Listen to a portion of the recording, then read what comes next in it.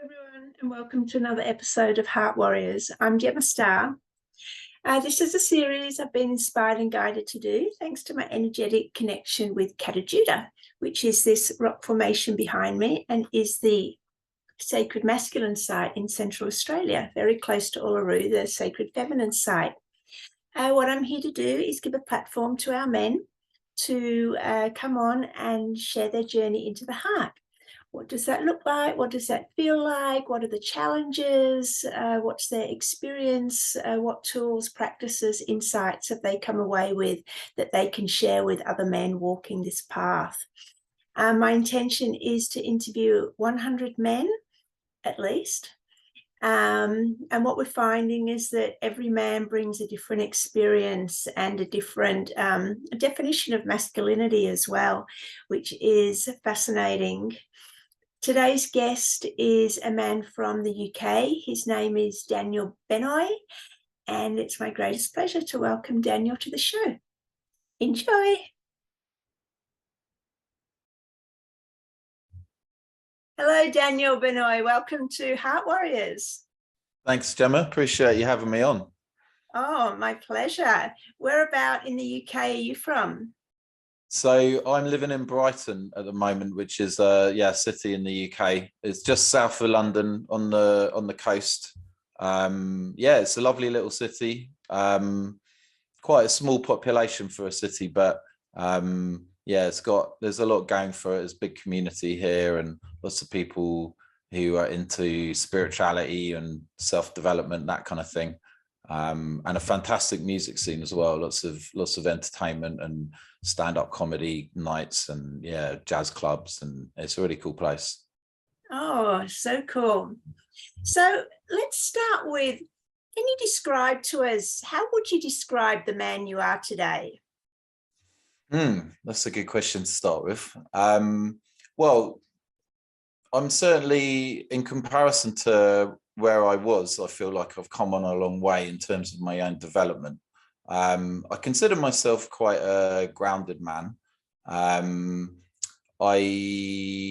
have a lot of feelings that I'm tapping into at the moment that is really kind of changing how I look at life. I've spent many years running away from my feelings and pushing everything down. And I wasn't realizing that I didn't realize that's what I was doing for so many years. So I'd say I'm quite vulnerable, like I'm allowing these things to come up in me. I'm reasonably authentic. I still notice patterns in me where I hide myself and I put up walls to protect myself. But I'm noticing as I become more authentic and open up more, those around me seem to be able to do the same. So that's been nice to see. Well, I think you're very authentic to say that you weren't fully authentic. So sure. Yeah, I mean, that's one thing that I like to help people with is authenticity, right? Because it's just so easy to become identified with all the little parts of us that protect ourselves. I could easily do it here. I had a look at your YouTube channel and I saw all the men that you'd been interviewing, and I noticed I instantly compared myself to them. The story was, they're all way more advanced than me. No one's going to want to listen to what I've got to say compared to these guys, right? So these stories come up in the mind, and then that could easily make me want to kind of project myself in a certain light to make myself look like I'm more advanced than I am, so people see me in a different light. Or I can just be accepting of where I'm at right now in my journey. I'm in a great place to help people who are walking along the path that I've already walked. And because of that, I'm changing lives, and it feels great to be able to do that for people, you know. Definitely. And I'm not sure if you're aware of this rock formation behind me. That's Kata. It's close to Uluru in Central Australia. It's the sacred masculine side. And I'm very trusting that he is bringing everyone here onto this series that needs to be here, because everyone's at a different stage on their journey. Everyone's walking a different path. There's so many paths up the mountain, and you're here, and there's men that will relate to you, and there's men that will relate to other men in this series. So your unique, authentic experience is very important here. So just please feel free to share it, whatever comes up. Daniel, let's go back to your childhood. What would you say would be the most challenging part of that childhood? What stands out the most was fitting in with other children. There's one particular moment in my life that always stands out, and when I was 8, we moved house. We actually moved town. Now, my memories of school up to that moment were always very, very positive. I always felt like I was included in the class with the other kids. I felt very confident. I just felt like I fit in, you know, and things were good. And I remember the very first day of my new school. So it was the first time coming into a classroom full of kids that I didn't know. And I just remember there's part of me that came up that needed to get the kids to like me. I needed that in order just to feel safe, because it felt so unsafe. I hadn't been in that kind of situation before, you know. And I remember going up to the teacher and lifting her skirt up, and then getting inside her skirt. I think she had a long dress on. It was actually something I used to do with my grandma. We used to like jump under her dress and, like, you know, just mess around. So it was all play. That got me in trouble. And I remember the other kids talking about me, and I can't remember what they were saying, but it wasn't in a positive light. And pretty much from that moment on, I was on the back foot, and I needed to win the approval of the other kids. And yeah, I mean, I feel like I never let that go throughout my entire school years, right up until I left when I was about 16. And then a lot of the work that I've done as an adult has been to heal that and be able to give myself the validation that I'm seeking from other people. Let's go back to that little Daniel at 8 years old. What was he feeling? And what was he telling himself he had to do to be accepted? Yeah, he was feeling unsafe. He was feeling sad. He needed to perform in order to win that approval. He couldn't just be himself, which he was doing. He was being that prior to, you know, in the previous school. But there had to be some kind of performance, because it just didn't feel good not to be included, you know. It triggered something deep in him. And so, yeah, he needed to put up some strategies. He needed to attach to some strategies in order to not feel that. And what were those strategies? What was the performance that he put on? Well, one of them would be to almost be scanning the room and being very aware of how other people are perceiving him. So when they were to look at him, would their energy rise or would it fall? What words were they saying about him, about me? So it was very much almost like a hyper vigilant kind of looking and just seeing how other people are perceiving me, in order just so I know what to do. And then if I felt someone liked me in some way, I could relax and I could feel better about myself. But if I didn't feel that, then I would need to, okay, how am I going to get this person to like me more? and then more strategies and behaviors would come up in order to win that approval, win that validation. Was the same dynamic going on with your parents, with you and your parents?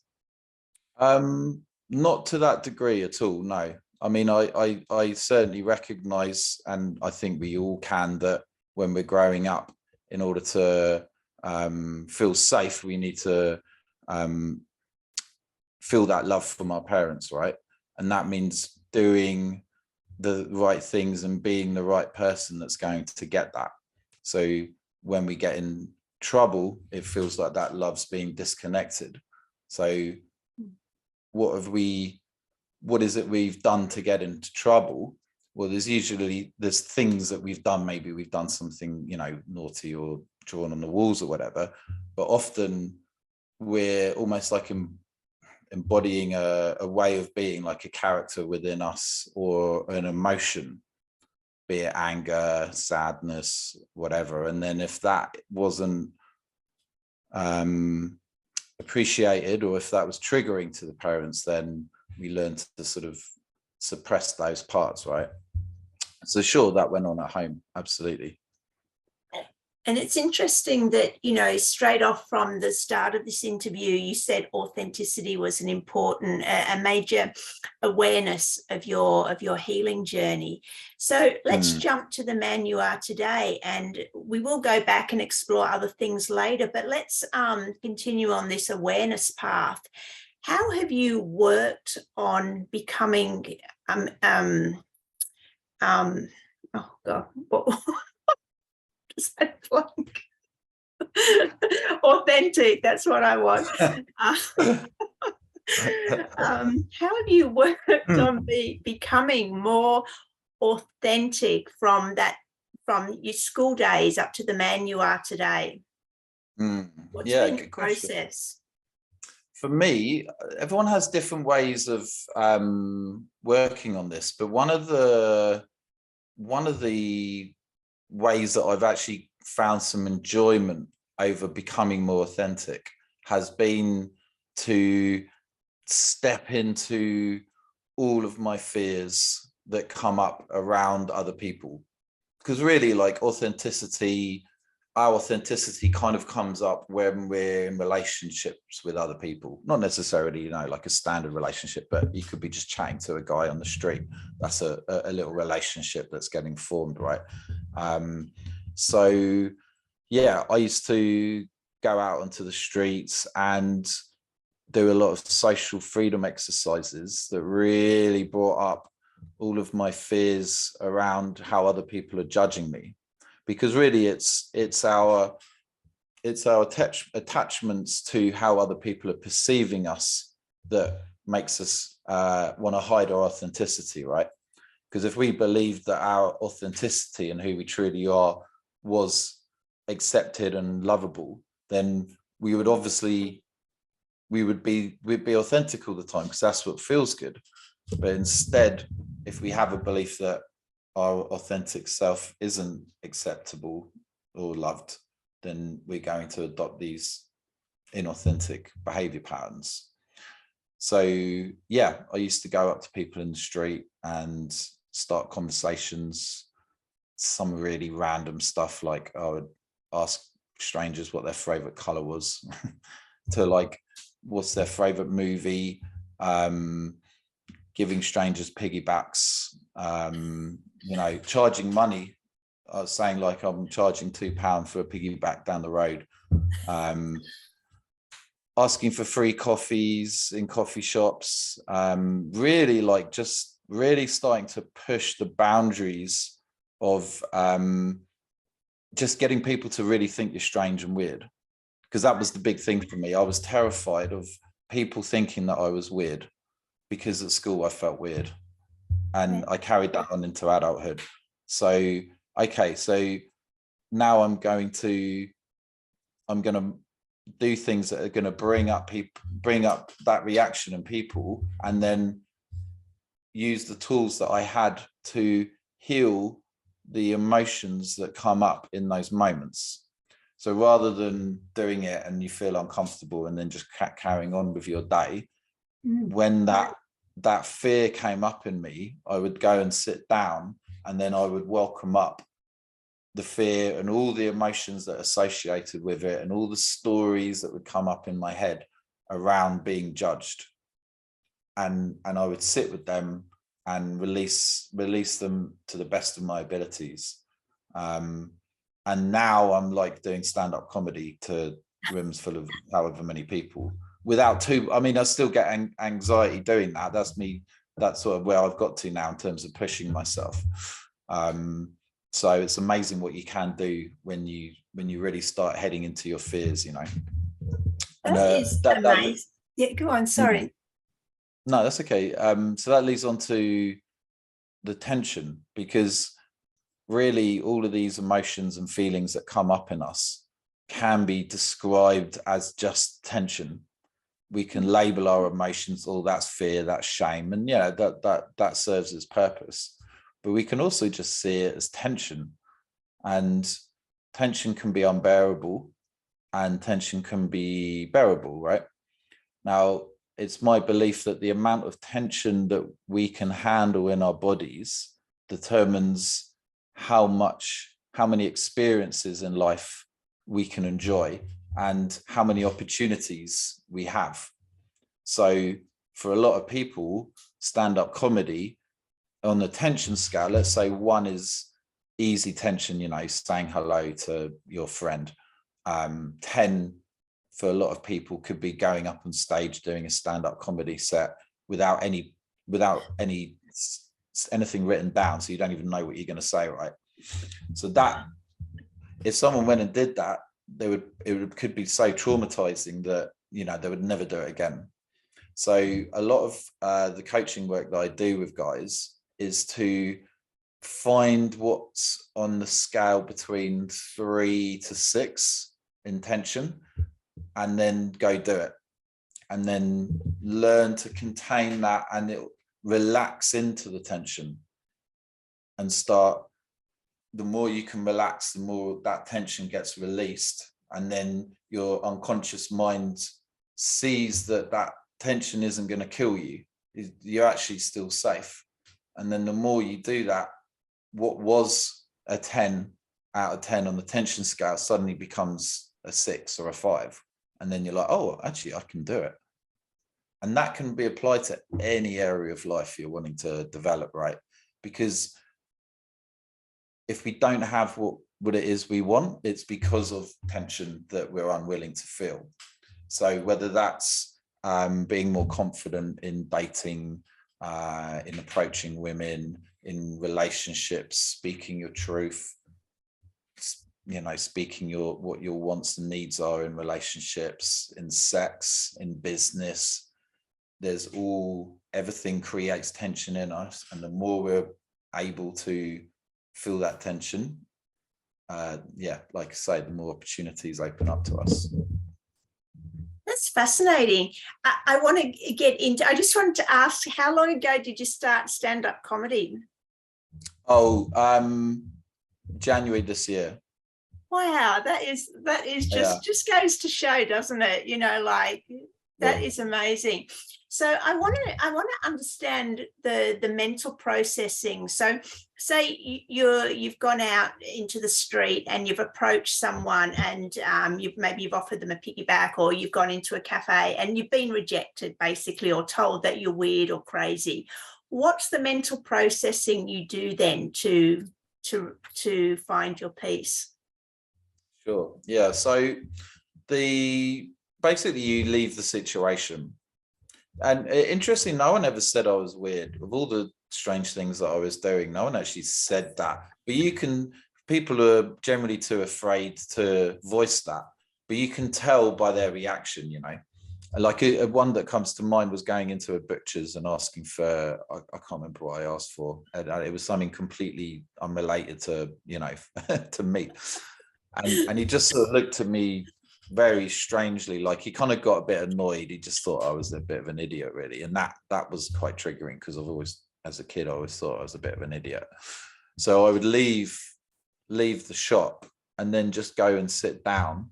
And literally it's just welcoming or allowing, whatever word you want to use, welcoming, allowing, giving attention to everything that comes up in your being, in my being, in relation to being judged like that. So memories of past experiences that are similar to what just happened, maybe the way teachers talk to me or friends or parents, you know. So then you've got all these memories, and these memories are all connected to emotions and different feelings in the body. So you've got these, my thoughts might start racing. So, okay, can I just relax and allow my mind to race right now, because I'm getting a bit of high tension, you know, I can feel it from this. So I'm allowing my thoughts to be there. And then I'm noticing that these thoughts are triggering certain emotional reactions in my body. Okay, I'm feeling some heaviness right now. There's this shame of what this guy is probably still thinking about me now. And that really doesn't feel good. And so my natural reaction would be to want to not feel those emotions, right? Because that's what most of us get taught to do, is not feel, push them down. So with the awareness of, with the intention of wanting to feel these emotions as a way of bring them up to release, now I can literally just sit there and welcome and just feel the fear as best I can, and just sit there with the fear, with the shame. Maybe once the shame's gone, there's some anger underneath, and I just get a bit pissed off about whatever. Okay, can I be present with the anger? And then, yeah, it's after, like, maybe sometimes you can sit there for 2 minutes, sometimes 10-15 minutes. It's yeah, a very healing process. Just being the witness of what comes up, and noticing all the ways. Yeah, just noticing all the ways then that you want to hide from those. So mine would be, obviously, I'd want to go and pick up my phone. That's very common if an emotion comes up and I still want to go onto our phone. And if I were to take away all the distractions, I would just go up into my head and I would just be thinking. So it's being aware of all the ways in which we're avoiding the feelings. How long do you think it took you to get to the point where, or if you do, not care about other people's how they think of you or judge you? Are you at that point now? No, no, I still care what people think about me. I almost don't even know if I want to fully get rid of that. Like, it all, you know what I mean? Like, I don't know who I would be if I just didn't give a shit what anyone thought. Like, I would just, I don't know. I'd just be a nightmare probably. But, and also it depends on who we're talking about, right? Because I notice for a lot of people, they can be terrified of what strangers think about them. Like, you know, you walk into a cafe or a yoga studio and everyone's all set up, and then you walk into the room and everyone looks up at you, right? That's terrifying to people. But maybe around their friends, they're totally relaxed and they can just say what they want and they're just completely free. Well, what was your initial question? Oh yeah, are you at the point where, you know, basically you don't give a shit now what people think of you? Yeah, so when I'm meeting new people, I pretty much don't give a shit at all. And yeah, stand-up comedy has definitely helped with that a lot, for sure. I still get triggered by what my friends think about me, and that's a deep wound that I still carry today, and I'm aware of it. And I notice how my mind will come up with stories about what my close friends think about me and what that means about me. And then the fear of them leaving me comes up. And that's something that is also related to my school days. And yeah, I'm learning to be more accepting of that now and more vocal about it. And just learning to give that part of me some love and see that it's just the stories just aren't true. Yeah. That's fascinating. Thank you for sharing that, Daniel. Let's move now to what would you say was your deepest, darkest moment in adulthood? Ooh. That's the question, isn't it? Probably doing ayahuasca. Would you like to And share that story? yeah, it's not something I've shared to a lot of people, to be honest with you. But I'm happy to go into it a little bit. So I experimented with ayahuasca 3 times, as in I went to 3 different retreats where you would have 2 ceremonies. And the first 2 retreats were pretty gentle, and I came away feeling pretty good. The third one was basically a very, very hellish experience for me, and I don't feel like I was ready to face all the trauma and darkness that came up in me in those moments, to the point where I totally disassociated from my body and just shot right up, and pretty much experienced enlightenment and remembered that I wasn't from this world. I was from somewhere else. And it just terrified me. Like I wasn't grounded enough to deal with that. So I suppressed everything. I pushed all those memories of that experience down, and I got back home and I just carried on with life, pretending like that never happened. That was just a hallucination. And I did a really good job of hiding that and pushing that away for about a year. And then about a year later, I started to re-experience what I went through, but in this reality. So it was almost like the trip was catching up with me. And yeah, it was like Dark Night of the Soul times 10 as far as I was experiencing it. It brought up a lot of just a lot of feeling alone. That was the biggest thing that came up, was feeling alone in this world. And I would wake up at like 3-4 in the morning, just sweating, just like, shit, I've done it now. This, it was terrifying. It was like real terror coming up in me. And the sad thing is that I didn't have anyone around me who I could talk to about it. I wasn't even aware that this was a thing that happens, because I hadn't been involved in the spiritual communities, if you want to call it that. I hadn't really, I just thought, well, if I talk to anyone about this, they're going to think I'm nuts.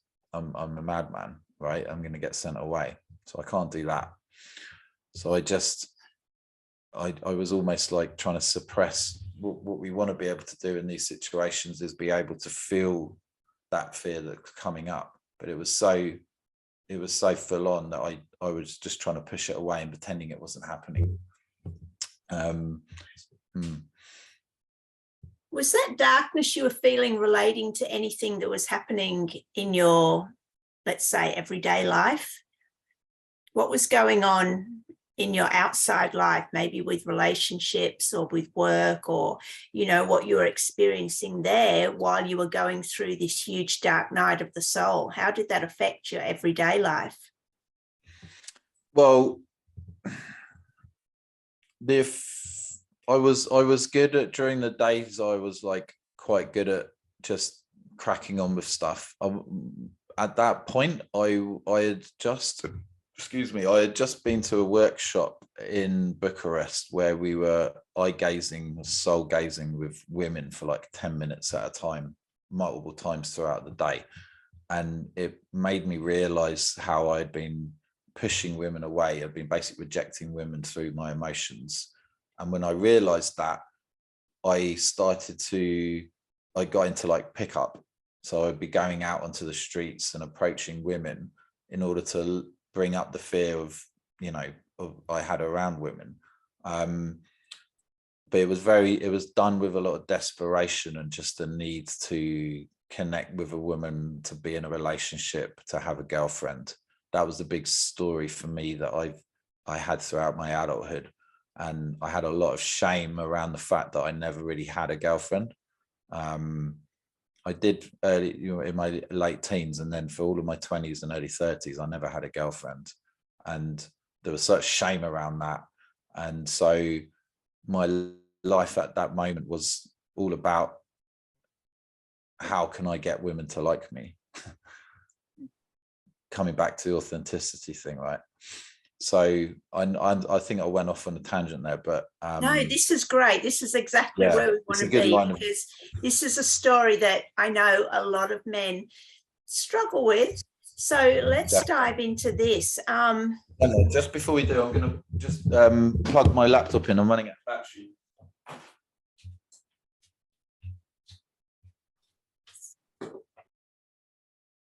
We're back. No, this is a subject that I haven't discussed on any other episode yet, and I know that women need to understand this as well. So, one, what does it feel like to be in that situation where you want to have a relationship, but you're not attracting one? Oh, lonely. Yeah, just lonely. Just seeing your friends and family members getting into relationships and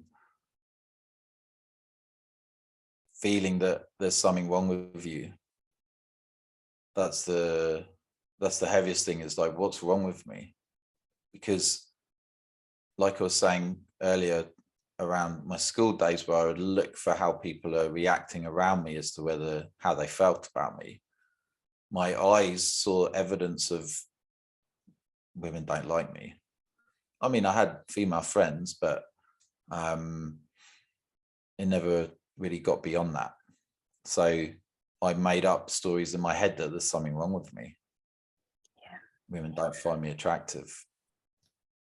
And I can think of many experiences I had at school where I started to form those beliefs around not being attractive to women, not being good for women, being like almost being just in the way and stressful towards them. Memories of when we're younger, we're more open, right, generally. And so you see a girl that you like as a little boy, and you open and you go up to them and you're just open. And then, like, usually goes one of two ways, right? She receives you well, and then your brain starts to your wire around being open gets you love, and that feels great. Or maybe it's just what I had was like, oh, not you. Or maybe like go and like joke about how Dan just asked me out. So you learn very quickly in those experiences to close up, to not be open, because that hurts. That really hurts. Yeah. And then now, when maybe you see a woman that you like, instead of just being open and being you, the process tends to be, and I think this is what most men go through, whether they're aware of it or not, is to go up into their heads and try and control the interaction.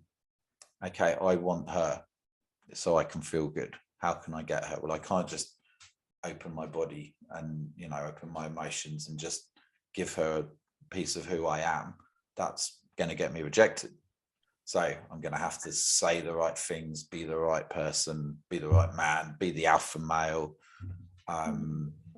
which is why this sort of pickup route can be very unhealthy for guys, because it's all about how to act a certain way to get a woman to like you, which just reinforces the belief that there's something wrong with you in the first place. Yeah, I'm just out of interest. May I ask, what's your relationship status at the moment? I'm single at the moment. Okay, so I'm just wondering, because obviously that would take us. So how have you worked through this? What are your strategies now when you approach a woman? Yeah, good question. Well, I believe that the best thing to do is to be authentic and just to really own how you're feeling in the moment.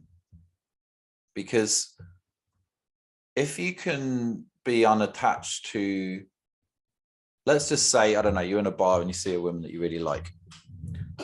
If it's very easy to, if you're feeling nervous, to like hide the nerves.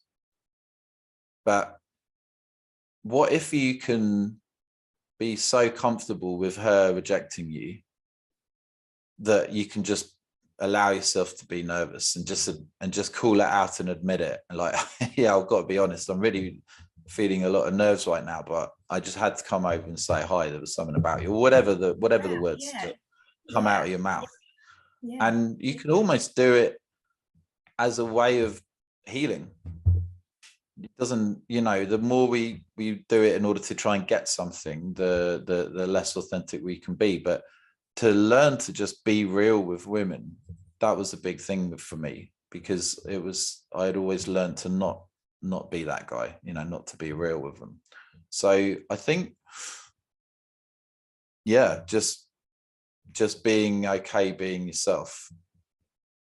And how has that worked for you? How, like, percentage wise, how is that received by women? Yeah, I mean, I have a lot of great connections with a lot of women in my life now compared to how things were. I entered my first boyfriend girlfriend relationship, you know, since my late teens, about 3 years ago, and had a really healing, loving relationship for about 1.5 years. So that was huge for me. And yeah, you know, like I've been meeting different women and attracting them since then without too many worries. The difference I see in myself now, which I think is being a big shift for me, is that for most of my adult life, my only requirement that I had for a woman was that she liked me. So, she likes me. Okay, cool. Right, who do I need to be now in order to keep that going? Because if that gets severed, that connection gets severed, that fucking hurts. So I need to keep that going. And now I just don't, there's such a big shift around that. Like I mean, don't get me wrong, the patterns can still come up in me. Like if I see a woman I really like, I can catch myself trying to like impress her, you know, get her to like me more, for sure. That's still there. But I call that out, and I'm okay with that. But I wouldn't have sex with a woman if I didn't feel love for her. And I think to a lot of men that seems a bit unusual and strange, and it would have done to me not that long ago, right? Because there's that kind of desire just to have sex, and there's nothing wrong with that at all. I just had a lot of experiences where I've had sex with women without feeling love for them, and I just leave the next day feeling quite depleted. I don't feel great about it. I mean, I can brag to my mates, yeah, I got laid last night, and it still doesn't feel that good, right? And so, yeah, I think now is to be able to like meet women and then have that loving experience with them within a day of meeting them is quite a special thing that I never would have got to enjoy something like that in the past, you know. So that's big for me, is to, yeah, it's to not, it's my relationship to sex as well, you know, because I noticed in the past it was just so much ego surrounding sex and having to be the best she's ever had. You know, if I wasn't the best she's ever had, then I'm a failure. That was kind of my belief system around sex. And also getting a woman into bed and thinking, well, if I'm not having sex with her within the hour, then there's something wrong with me. You know, doesn't she like me? I bet other men have got to have sex with her really quickly, so there's something I'm doing wrong. And I think so many men just carry that into the bedroom. and so there's this rush to like penetrate her almost, you know, to have sex and get it done quickly. Whereas one thing that I've learned from a teacher of mine, Chris Bale, was patience. Just there's no rush. We've got all the time in the world, and to bring that to a woman, just be patient and allow her to open when she feels safe to, is such a beautiful thing. And the experiences that can come from that are like way beyond, you know, a drunken one night stand with someone you've just met. And you can have deep loving sex with someone you've only just met and who you may not see the next day.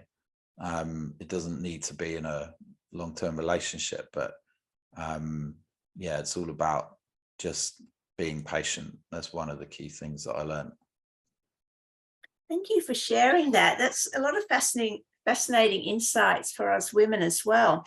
I'm interested to know where this drive comes from to, you know, get a woman into bed as quickly as possible. Is that a conditioning thing? Is that something that runs generally through all men? And where does that come from? Where is it that you're taught that, you know, the sooner you get a woman into bed is better, other than now you've learned, you know, patience and connection is so much more beautiful? Yeah, it's a good question. I mean, it's got to go back thousands of years, right? Because you see, you know, there's so many other men out there who might take a woman, and you can see it in the animal kingdom. You got to just, as soon as you find her, you know, you're gonna have sex with her, so you can pass on your genes. So it may be linked to that for sure. But then there's also just so much ego and, you know, competition with other men. And that just the desire to have sex, right? It's so strong in us that it almost takes over us, and it's just something that we've got to do as quickly as possible. And just self-esteem as well. Like, what's wrong with me if we're not having sex by the third date? You know, there's this common kind of thing in that sort of pickup world, like if she hasn't put out on date 3, then get rid of her, move on, you know. And that's what a lot of men will do, and I think it's because they'll feel like they don't want to deal with the feelings of being a bit of a failure. Like, what's wrong with me? Why doesn't she want to have sex? And they can be packaged in a way like, oh, you know, I'm not into her, she's not putting out, whatever. But really, I think it's to hide, for a lot of cases, it would be to hide the feeling that there's something wrong with me. Yeah. Why doesn't she want to have sex with me? What is it about me? And that's the kind of abandonment wound that most of us carry, that is almost creating so many different experiences and behaviors in us, because we don't want to feel that. We don't want to feel rejected. Yeah, I can totally you know, see that from the masculine side. What would you say to men who are struggling with this, that, you know, this third date thing? Now you've got, I imagine, a greater understanding of women's needs. Talk to men about, you know, how they can maybe understand this from a different perspective, rather than, you know, penetrate as soon as possible.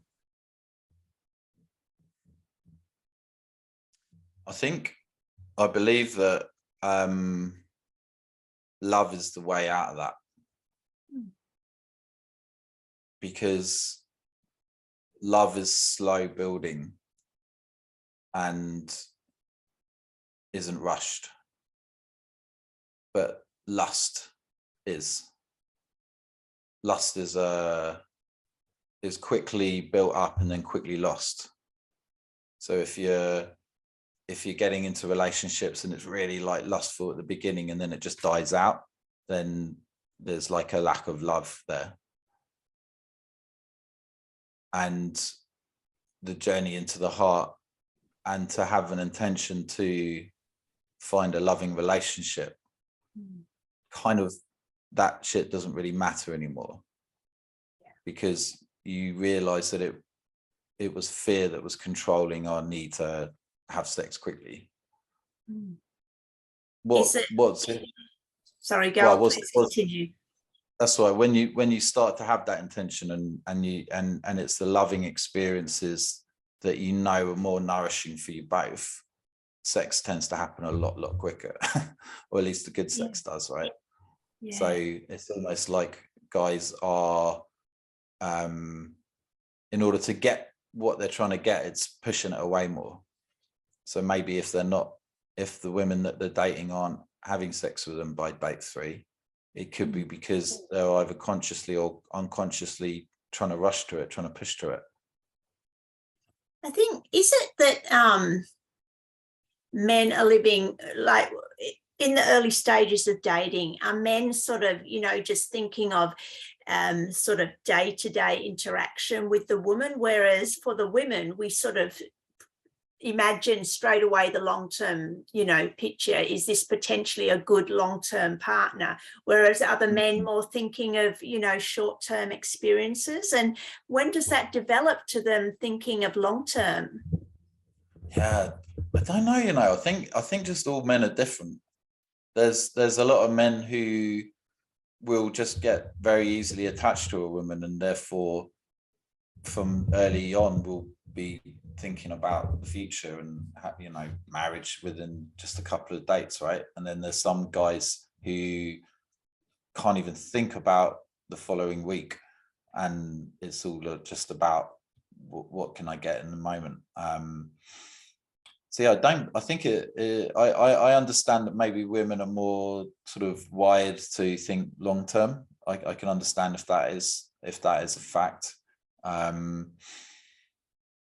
Yeah, it's a bit of a minefield. I just think with men, and we just carry so much into our interactions with women, and that especially in approaching women is just the amount of past experiences that we've had that we bring, and we don't want to have to feel that again, so we have to control the interactions, which means controlling her. Right. I'd like to know, as a woman, what's the kindest way to say no to a man? If a man approaches us with the intention they'd like to get to know us, but, we're not interested, which you said, you have experienced, what's the kindest way to say we're not interested? Be real. Definitely. What would be an example of that, of that dialogue? I don't feel safe. So most women probably won't say that because they're nice. They don't want to hurt the guy's feelings, and they don't want it to be uncomfortable for him. So they make something up. Oh, sorry, I'm just a bit busy at the moment. Right. It's often that's not the case. If she felt safe and great in his presence, then she'll make time for him. But because for a man to hear that can really hurt. Most men like to know that women feel safe in their presence, and if they don't, then that can be really triggering. But that could be one of the most healing things for a man to hear, when he realizes that the way he's being isn't safe, and then now he can figure out how to be more safe, which usually involves coming in and feeling safety within himself, so he can then take that into his interactions. But if women are constantly lying about why they're saying no, then he's never going to find out, unless he's doing some serious self-studying. Does that make sense? Yeah, no, that's great. And normally it's all about the man's experience, but occasionally, because I know a lot of women watch these shows too, I just like to get that insight for the feminine as well. So Daniel, you work with men. What would you say, what's the main collective wound at the moment that men are struggling with? I tend to be attracting men who are caught up in their heads and just living life numb, overthinking and numb. There's just no real feelings going on in them. They all don't really recognize feelings other than maybe anger and anxiety. Although for a lot of the guys I work with, anger's very heavily repressed. So one of the ways I love to help is to bring them down into their bodies and learn to connect with their bodies. And I mean, the benefits of that are outstanding. It pisses me off actually, just how almost no one knows the benefits of connecting with their bodies.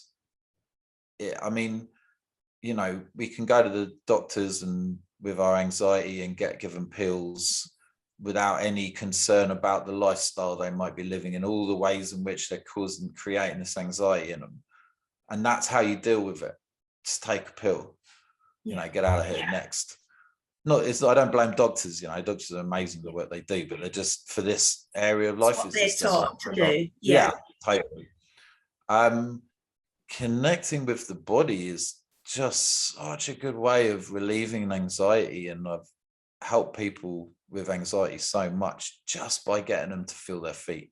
Just the simple act of feeling your feet on the ground.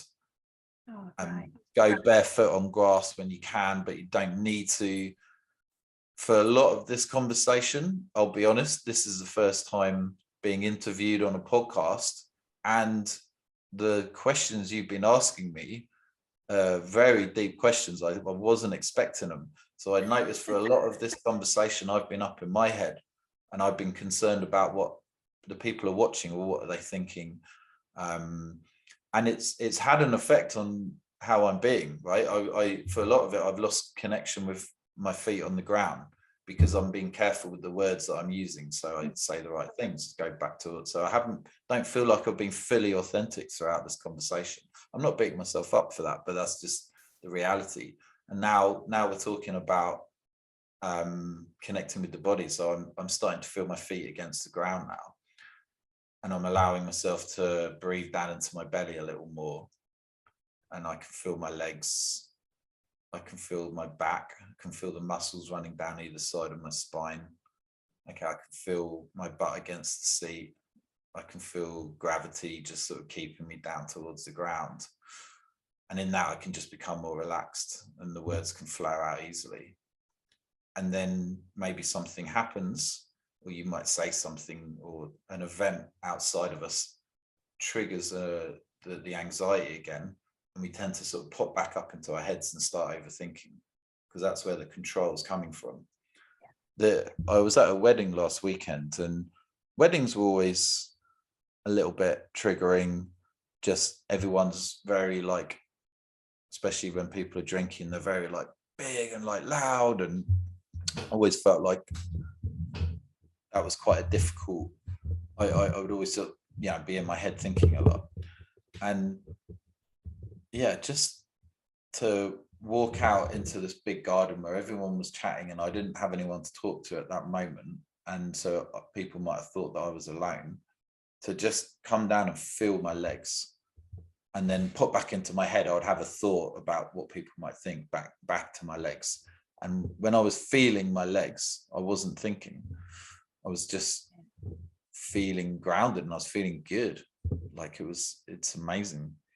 So when you think about how many situations in life we avoid because it brings up anxiety or the tension that we talked about earlier, when you can connect with your body and then head into those situations, it's amazing the differences that it can have. And you can do that when you're approaching a woman, right? If you're a guy, if you see a woman at a bar again or wherever, and you feel your feet, you feel your heels against the ground, maybe you're feeling the ground, and then you go up from that place, you go and approach from that place, and you're just enjoying your body more. You're just thinking less, and people, you naturally become more magnetic, right? You're bringing people who are more interested in who you are and what you got to say, because you're not overthinking. So that's something I love to help guys with, is really get in touch with their body and bring that embodiment to all areas of life, not just have like a 20-minute a day embodiment practice, which helps, but can you brush your teeth whilst feeling your feet against the ground, feeling your legs like solid tree trunks?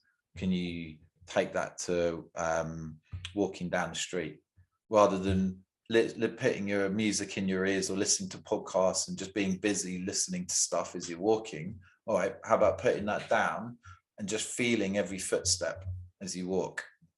And then you do that for like 30 seconds, and then you get lost in thought. Okay, you catch yourself being lost in your thoughts, bring it back down to your feet. Maybe you might manage it for a minute, and then you get lost in your thought. And it's just catching yourself thinking, bringing it back to feeling. Catch yourself thinking, bringing it back down to feeling. And the more deeper we are in a feeling, the less thinking is going on, and the happier we are, just the safer we feel, the more grounded we feel, right? Because this world is full of distractions, and there's so many things out there, so many shiny things that are just bringing our energy out of our bodies and into our heads, or just out into screens. And it's just bringing that back. And then your body starts to wake up, you start to feel more alive in your body, and you start to feel your energy flow. And things can really change when you start to feel that in your body, and to feel good, because most people are chasing feeling good outside of themselves. Yeah. I love that, Daniel, and for a couple of reasons. I mean, a lot of people seek that same sensation through, for example, some mindfulness program, as you said, activity, maybe meditation or yoga or Tai Chi, or, whatever, they're walking on the beach, whatever. But you're incorporating it into all aspects of the day. And your mind wanders, but bring it back. Your mind wanders, bring it back, that awareness.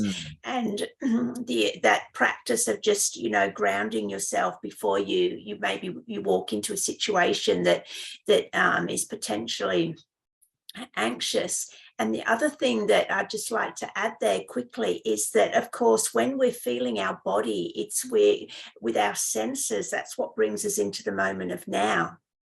And so you can't be in our mind in the future, and we can't be in our mind in the past. If we're feeling, you're doing it with your mind, but, also just feeling your body with your senses. If you're smelling, the air, if you're listening to sounds, if you're, feeling the wind against your skin, we're in the moment of now. And that is where creation and love exist. Yeah, totally agree with that, for sure. 100%. Definitely. Wow, that's a beautiful practice. Are there any other practices that you can share with us that help men to get out of their heads and into their bodies?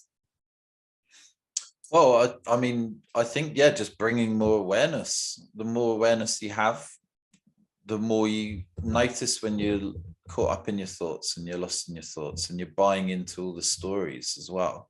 Because we're almost like, when we have these stories come up in our heads about who we are, the negative ones, it almost, in my experiences, it's like it's feeding something within me. Like I enjoy, it's like I'm getting some sort of pleasure out of beating myself up. And then when I catch myself, I have the ability to let it go and stop those thoughts. But there's always this need to keep them going. Like they're helping me in some way. And so it's just bringing it back down to the body, and also is to locate or notice what it is you're wanting in those experiences. So one thing that I've learned is that most of our feelings come from a wanting. So it's usually around wanting security, like wanting some form of safety, wanting control, or wanting approval. Now, you could put them all under the category of wanting control. But let's say you're in an interaction with, let's go back to approaching a woman.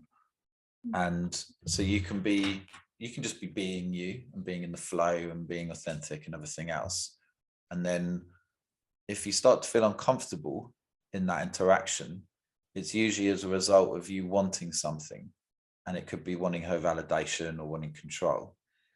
And when we catch ourselves wanting these things from outside of ourselves or from other people, the first step, and this is the guy that I'm working with at the moment, this is really helping him in his validation seeking from other people, is to let yourself seek validation from people.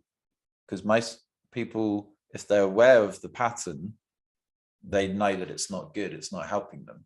So although they're still seeking a validation, they're not allowing themselves to really do it.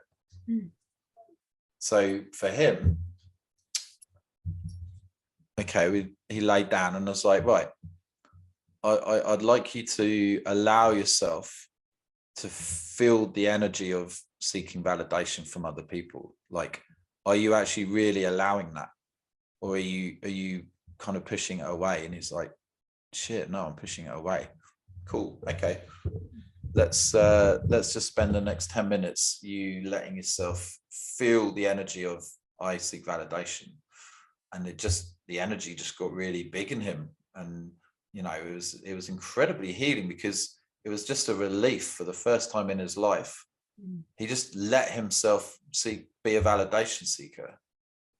And often that energy just needs to be felt.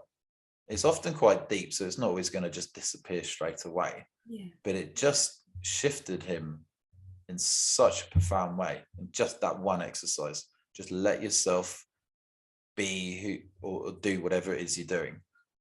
But consciously. And is this an exercise he's doing with you or with someone else in his life? Well, that's the exercise that I taught him, that he's now taking that out. So we spend like 2 hours a week together, and then for the rest of the week he's out on his own interacting with people. So he's now, when he wants to be more socially free. Okay, so what's stopping him be socially free is seeking validation. That's the case for pretty much everyone who deals with social anxiety, right? It's they're needing something from the other person. So okay, you catch yourself needing validation from someone when you leave the interaction, to go and just take a moment out and just let yourself, and just it's simply accepting the fact that you seek to validation from that person.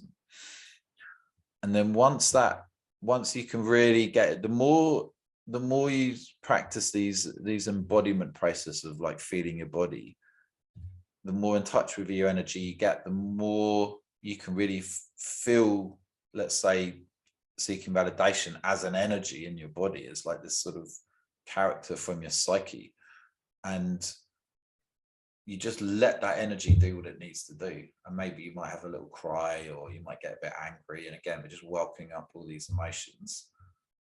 And then the second step is to give yourself whatever it is you are seeking from outside of yourself. So in this case, he validated himself. He was like, okay, can I give myself a bit of love? Can I give myself a bit of validation? And that's often a big thing for people, because they've never done that in their entire life. They've only ever seeked it outside of themselves. And then he then felt the energy of self-validation, not for doing anything, for just who he is. Can you just accept yourself for who you are, with all your flaws and all your little quirky behaviors and the things that make you different? Just totally validate yourself for who you're being. And he experiences this like lovely, warm, comforting energy, right? So within him is the part that's self-validating, the part that isn't and needs it from other people. How much of your energy is being put into the needing validation rather than having validation? So now when he goes into an interaction, he can easily fall back into old patterns, of course, but there's also, he's been introduced now, he's connected with a part of him that doesn't need approval or validation from other people. And now he can carry that into interactions. The thing with social anxiety, and this happened with me and I see it with so many people, is that it's a bit similar with my situation with women, is that because they were rejecting me and I thought there was something wrong with me. So with social anxiety, essentially what we're doing is we can connect with someone, the connection sort of done through the body, right? And the more we're thinking, the less connection there is. So let's say you meet someone and then you get worried about what they think of you, maybe. And that worry is thought, is thinking, right? So you're going up into your head and you kind of want to get away from that person because it's uncomfortable. Now, you may still be there physically, but your energy is like, get away from me. I don't want to talk to you. Okay. Now that person, that could be triggering their shit from childhood or previous experiences, maybe where family members or friends wanted them to go away and they didn't, they felt ignored. So that person is now getting pissed off at them because they're triggering their wounds. But the person with social anxiety sees them wanting to get away because they think there's something wrong with them. And then now every interaction they go into, people are like trying to get away from them because they're having their wounds triggered. So the anxious person is like, shit, there's something clearly wrong with me because people don't want to talk to me, right? But it can be further from the truth. You're just triggering their own stuff. Yeah. And when people see that, it can be such a big thing for them because, like, fuck, right? Yeah, I'm just pushing them away. Okay, so locate what it is you're wanting from them, often validation or love or approval, and then give it to yourself. And then can you walk around town feeling your legs and feeling the energy of, I approve of myself, and then just walk around and go about your day from that energy. The more, where attention goes, energy goes. Where you're putting attention into the parts of you don't like that you're trying to fix, or are you putting your energy and attention into what you want to create in life? And then just notice, this just comes with awareness, right? So you can be walking down the street, feeling your legs, feeling like I approve of myself. And then people just notice you different. You'll just note people might look at you more, and it's quite fascinating how it works. And then maybe you walk into a shop, you go to the till, there's a pretty woman, and then you pop up into your head because you want her to like you somehow. You're like, okay, cool, that's interesting. So I was feeling good, and then that interaction, I popped up into my head. Okay, what was I wanting? I was wanting some validation. Okay, and then eventually you can just bring the areas where you were caught up in your head, you can now become more embodied, and yeah, life just becomes more enjoyable that way, really. That's fascinating. Where does the heart come into all this with this feeling your body? Yeah, it's interesting. I still have a lot of work to do on my heart, I feel. I allow outside experiences to open and close my heart, and I've yet to be that guy who can just be open-hearted all the time. I tend to really need to feel safe in order to open up like that. But I definitely these last few months I've been feeling way more love than I ever have done in my life. And I believe that once our safety needs are met, we can create the we create the safety to love, right? Because people who are constantly caught up in surviving, they don't have the ability really to feel the love because their bodies are in a state of stress. So when we live in a society that is mostly stressed, we can say, I love my friends, I love my family, but you really like feeling that in your chest, in your heart.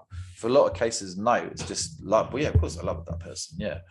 But So yeah, the less stress we feel means that the safer we feel, right? Because stress is a mechanism to protect us because we feel that our life's in danger in some way. And how do we feel safe? Ground. Come down into the body. Provide that. Yeah, totally. Connect with your backs. Can you walk around just feeling your back? Because our backs are like the masculine support. Like the backs are like the riverbank containing the water, the feminine, right? So in the front of our bodies are our feelings. Yeah. And feelings are moving.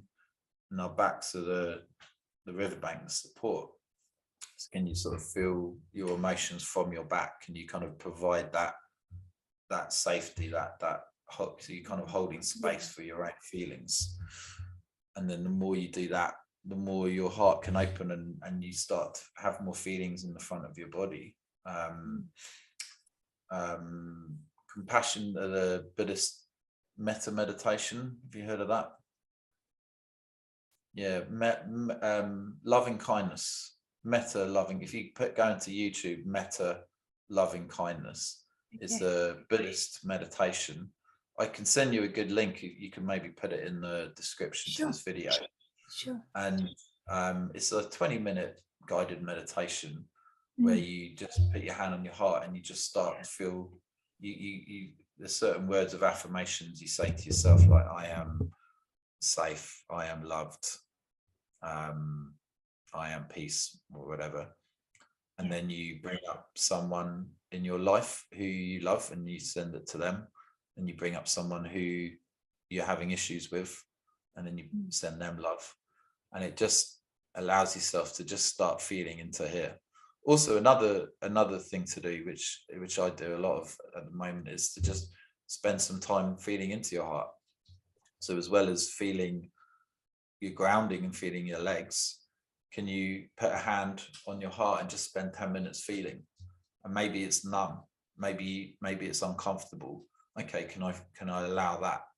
Can I welcome up the discomfort? And then you can start feeling some pains, and okay, just welcoming up everything that comes up when you put your awareness here. And then when you're walking around maybe in the park, you're feeling your legs, can you just have a sense of like your heart opening a bit and see how that changes your energy, how that changes your perception of everything around you. Can you start to enjoy the trees a bit more now? You just feel a bit open, as you breathe in, you can just sort of visualize maybe like an opening here, and then the trees start to change color. They're a bit brighter, the birds sound a little different. People are less annoying. You can start to, feel them more. That's great, and I totally resonate with all that, because that's definitely been a part of my journey as well, that awareness of the heart. Daniel, we're going to start wrapping up now, but what message have you got for men? Maybe something that wasn't one of my questions that you feel is important to say to men.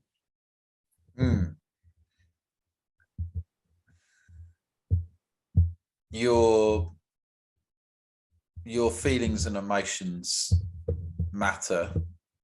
They're important and they're valid, and feeling them doesn't make you less of a man. If anything, it makes you more of a man. I mean, let's say more of a man, but it takes courage to really feel. And we've had that taken away from us as men in general. We've learned not to feel, and it can help us in some ways to get through experiences in life, but it just doesn't give us the full range of experiences. When we can really just let yourself feel and find other men who are open to talking about these things, because often guys are open to it.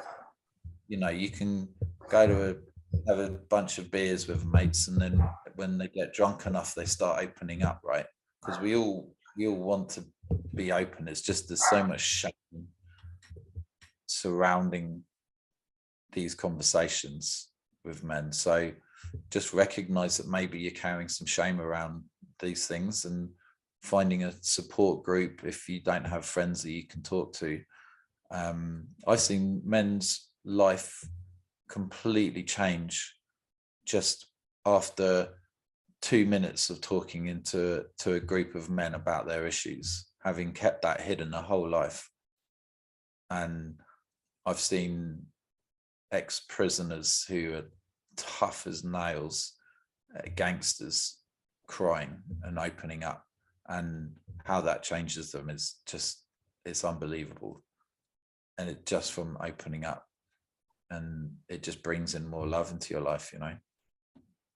Amazing. Where do men find these men's groups?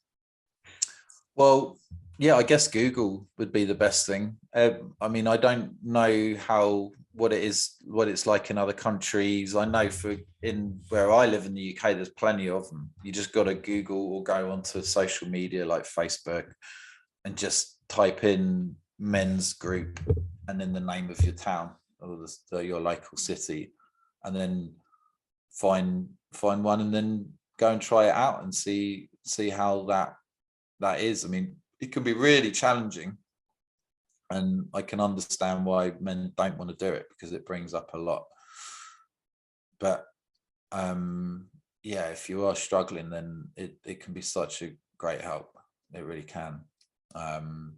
I always offer one free call to people as well. So if there's anyone listening who wants to talk about anything that we've talked about, or who just feels like they could maybe learn from becoming a bit more embodied and maybe creating a lifestyle where they're starting to face their fears and deal with these uncomfortable feelings that they're carrying within them, they can contact me and we can set up a free call and take it from there.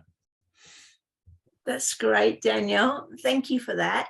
Where can people find you? So I think the best way of contacting me, first of all, I've got an email which would be Dan Benoy, DanBenoy 11, so just 11 @gmail.com. And they're welcome to send me an email and we can start a conversation there. My name is Daniel Benoy on Facebook, so you'll be able to find me there as well. And that would be the two. Yeah, we'll put that in the link below. So they'll be the two of the best ways to get in touch with me.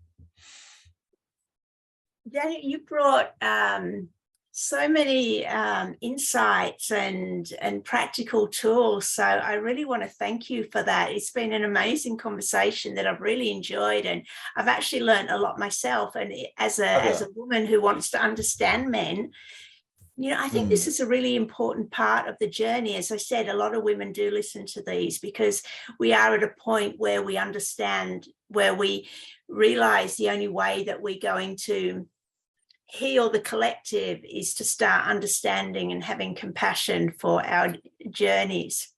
I'm going to put you a bit on the spot here. Would you like to end with a little bit of comedy? Bit of comedy? Probably not. I can't. Hey, definitely put me on the spot now. It just doesn't feel. I feel if I did that, I'd be kind of performing. Do you know what I mean? And yeah, so my authentic, my feelings around that, I wouldn't really feel that comfortable, to be honest with you. And thank you for that authenticity. Yeah. Yeah, no worries. I could feel the need to like do it just because you asked me, you know. So that was interesting. Yeah, I've joked a lot about my sex life and mistakes that I've made, that I carried a lot of shame around, and awkward interactions with women and relationships. So there's things that I'd like to expose because I was carrying shame around them. And then try and sort of find comedy in that. I'm not necessarily I don't consider myself like a great comedian or anything, but it's sort of done so I can bring more grounding to to being in front of that many people, right? And my goal with it is to not have any pre-planned jokes and just to go up on stage and start conversations with the audience and find the comedy in that, because that to me is like true like flow, to be able to just go up on stage and just interact with the audience. So I've been playing with that, and it's going all right, but it's terrifying. It's a huge step into the unknown, because you don't know what they're going to say, and then the pressure to find something funny out of that is quite full on. Yeah, but I love it. Well, you're definitely a man of your, not just talk, you're walking your talk. So, that's very courageous, and something that braver than me. Well, interestingly, just before New Year, I was at a comedy club and I couldn't sit in the front rows because I was so terrified of the comedians might end up talking to me. So literally that was in December this last year. There's no way I would have thought I could have done this. No way. It just was way beyond my reality. So within a few months, I was up on stage being the comedian. So it shows you what's possible. And all that required me to do is to set the intention that I'm going to allow myself to feel all the discomfort that comes up when I do it. So that's another message to put out there, is all these experiences that you want in life are possible. You have to be able to just let yourself feel the discomfort that comes up when you do it. And the more you do it, the less discomfort you feel and the easier it becomes. And, it can be applied to any area of life, really. Amazing. Any final words, Daniel? No, I think that was a good one to end on, I think. Amazing. Thanks again so much. Thanks for having me on. I've really enjoyed it. Oh, good. And this is Daniel's first ever side of the podcast being interviewed. So thank you once again. I'll end the recording. You can stay on if you like. And thanks everyone for watching. And I'll see you in a few days with another episode of Heart Warriors. Bye.